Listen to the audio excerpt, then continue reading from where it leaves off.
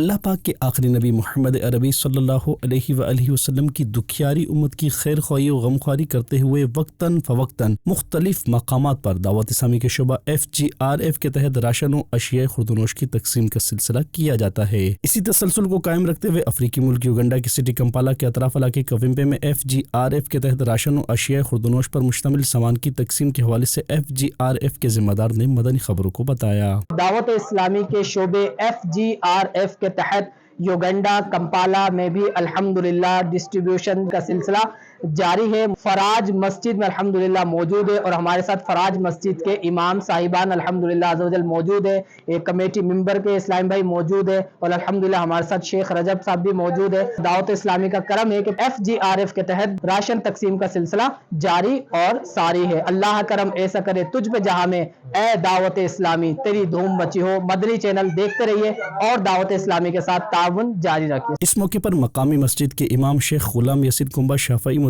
ذلول علی نے بھی مدنی خبروں کو اپنے تاثرات دیے۔ We would like to thank our brother Dawah Islamiyya and the FGRF.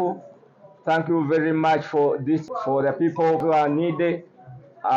May the Almighty Allah subhanahu wa ta'ala reward you abundantly. آمین۔ واضح رہے کہ اس راشن میں آٹا، چاول، چینی، تیل، گھی، صابن سمیت دیگر کھانے پینے کی اشیاء بھی شامل تھیں۔ ناظرین سے گزارش ہے کہ آپ بھی دعوت اسلامی کے شعبہ FGRF کے تحت ان امدادی کاموں میں اپنا حصہ شامل کر کے اجر و ثواب حاصل کیجیے۔